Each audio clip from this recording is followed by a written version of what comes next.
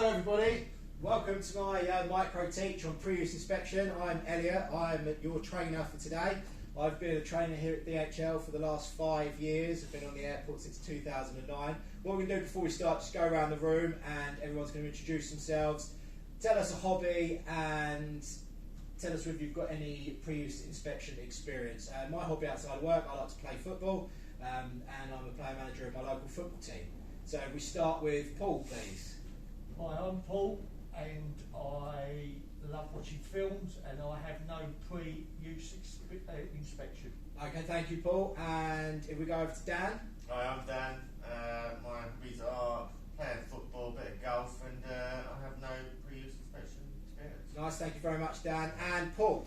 My name is Paul. I am a trainer at DHL. I have pre-use inspection, done it before. My hobby is riding my motorcycle. Riding your motorcycle, very nice. Thank you, Paul. And lastly, we've got Rudy. So I am Rudy, and I'm a trainer at DHL in the airport as well.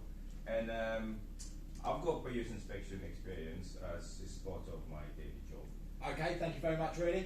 Okay, so just a few ground rules and a bit of housekeeping before we start. We can put our phones on silent, please, guys. If you need to take an urgent phone call, that's fine. But please step outside the room. No smoking here. And you're more than welcome to drink, but please refrain from any eating. If we have a fire, we've got a fire exit down the end of the room here and one just here. Please make your way to your nearest exit and meet at the fire assembly point. Right, so why are we here? So the aim of today's lesson is to understand why it's important to complete a pre-use inspection prior to using the vehicle. And by the end of the lesson, you will be able to discuss why it's important to complete a pre-use inspection before using said vehicle. What is a pre-use inspection? Okay, so a pre-use inspection is primarily a visual inspection combined with a check that all necessary systems operate prior to using the equipment for work activities. Why is it important? It's important because it's a safe operating practice. It's part of our SOPs here at Gatwick. It's a regulatory obligation, so this ties in with your Health and Safety at Work Act, your duty of care to yourself and others, but not to misuse the equipment and to cooperate with management on aspects of safety. By not using the pre-use, you're kind of breaking all of those regulatory obligations. It prevents accidents as a result of mechanical failure.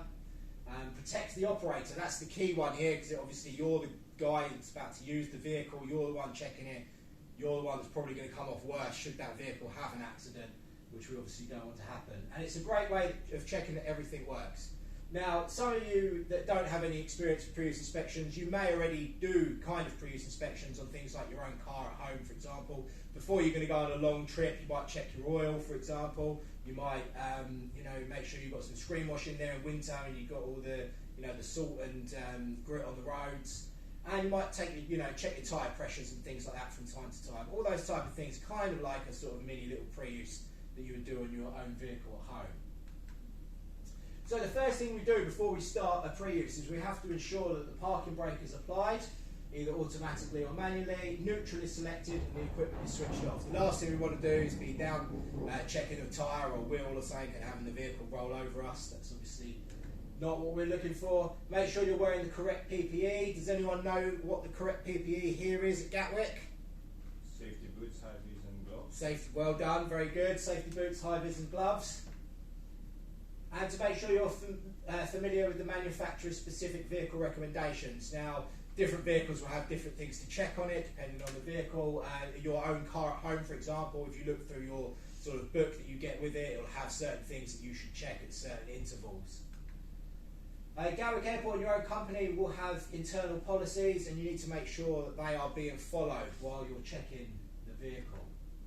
This is an electric baggage tug. For those of you that don't know, the use of this is to take baggage in dollies from the baggage makeup area to aeroplanes for loading, and vice versa when the aeroplanes come in, take it from the aeroplane to the baggage drop-off point so the customers can collect their bags. Certain things to check from an EBT. First of all, the parking brake, we talked about that a minute ago. Then the external condition, we've got to make sure the external condition is all good. Warning lights, the lights, doors, make sure the doors slide open and close. Glazing the mirrors, make sure there's no chips or cracks. Wheels, tyres, electrical connections. These are fully electric vehicles, so you've got to make sure that there's where the connection plugs in, it's not broken. Make sure there's no frayed wires or loose wires or any sort of metal jammed in there. The tow coupling, very important. We don't want any of the baggage dollies detaching while you're towing, so we need to make sure that locks into position and it's all working. Warning labels and decals, which are situated all over the vehicle. Then we start looking at the internal conditions. So we're looking at things like seats and seat belts. Does the seat move forward? Does it move back? Does your seat belt lock into position? The instruments inside, all of your instruments on your dash panel. Your washer bottle and wipers. Do you have screen wash? Do your wipers work? Are they there? Starting procedure. You've got to make sure it all turns on. You've got to check things like your battery level. Audible and visual warnings. So when you put it into reverse, you'll get an audible warning to let you know you're reversing. Also your horn. Driving and braking. We've got to make sure we can go forward and stop. We've got to make sure we can go backwards and stop as well. The steering.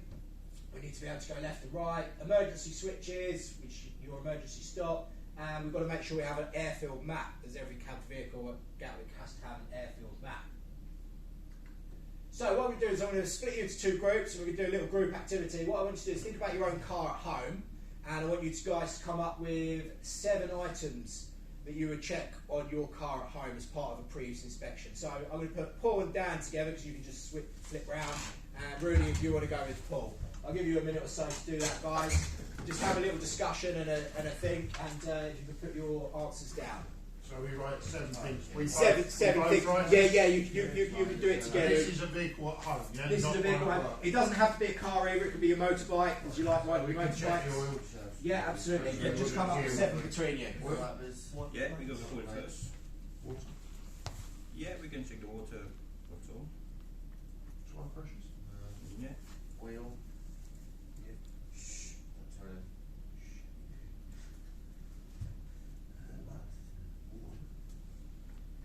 We could check the brakes.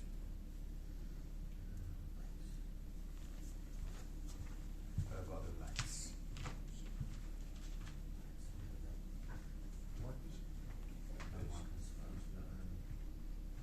If you're struggling, there's quite a few on the actual picture Yes, there is. that you can check. Not one to give it away or anything. Doors. Sounds good to me now, Carl. There you go. Happy? Beautiful. Okay, well,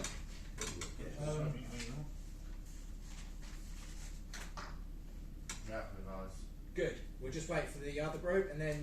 Done. Okay, brilliant. All right, so if you want to spin back round, Rudy. All right, so what we'll do is now we'll have a little talk through and we'll see what we've come up with.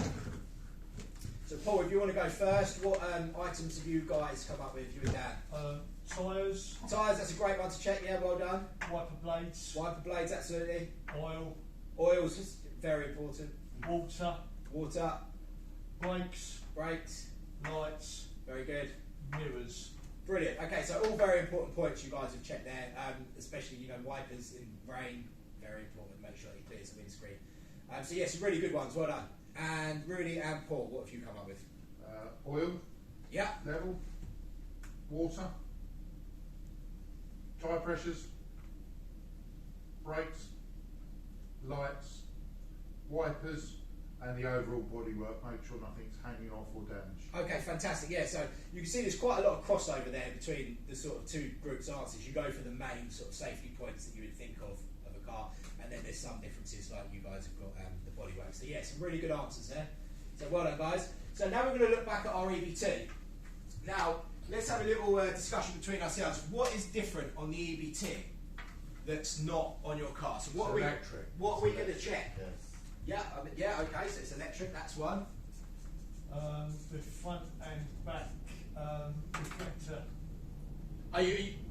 What ones are you talking about? back on, yeah. Oh, okay. What the hazards? Hazards. Okay, yeah, the hazard area. Do you know why it's a hazard area? No. It's a hazard area because on this vehicle, these are your blind spots. So you can't see this area and you can't see this area. So they've put hazard markings there so it lets anyone else know there's, it's a hazardous area. Okay, that's 2 things. We've got anything else? Emergency cut-off. Emergency car, yeah, there's an emergency stop there. So we'll put that down as well. You get an orange beacon as well.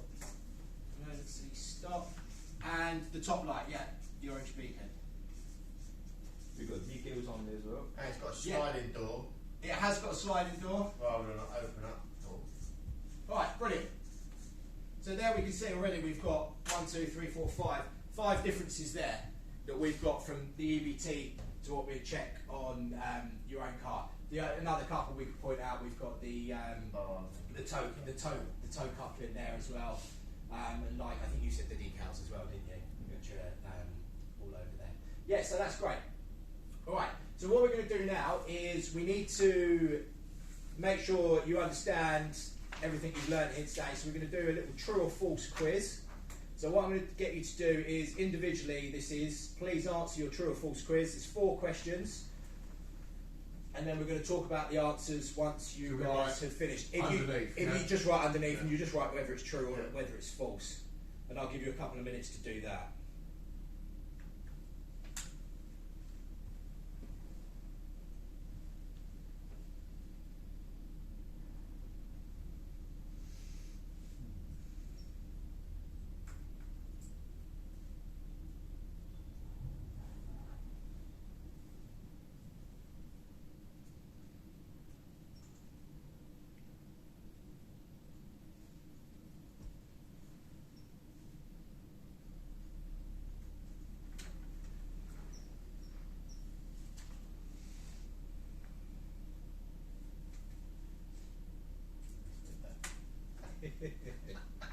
So you've got time to change it if you need to.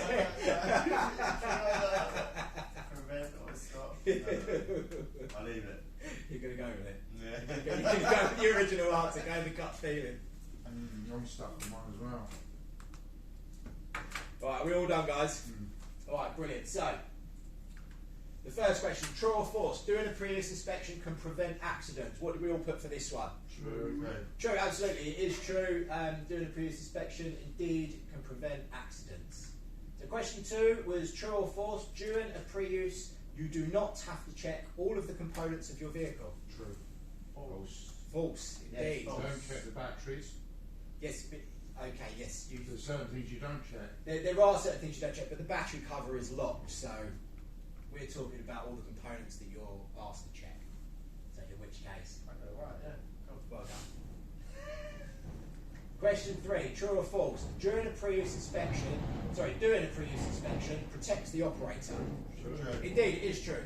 Doing a previous inspection can stop mechanical faults and could potentially stop you from having an accident. So therefore, it does indeed protect the operator. And the last question we asked was true or false? Is doing a pre-use inspection a regulatory obligation? True. True. Indeed, it is true. As I talked about earlier, it goes back through the Health and Safety at Work Act. Okay, have we got any questions from anyone about previous inspections? No? Okay, that's very good. So, what we learnt today, so our aim why we were here was to understand why it's important to complete a pre-use inspection prior to using a vehicle. You showed me through your group work and your test here at the end of true or false quiz that you've understood what we've sort of covered here today and why it's important to do a pre-use inspection. So I'm pretty happy that you are now able to discuss why it's important to complete a pre-use inspection before using your vehicle. So linking forward to your next lesson, which is going to be fault reporting, and the idea of this lesson is going to be to understand the fault reporting process and to understand why you need to report faults you find. So this just moves on, it links forward from the previous inspection as to why you need to report faults and how to report faults that you do find when you are doing a previous inspection, because it's not always going to be okay every time you check something. Alright, well thank you very much guys for your time. I hope you've enjoyed today's lesson, and I will see you for your next lesson. Thank you. Thank you. Thank you. Thank you. Thank you. Very informative.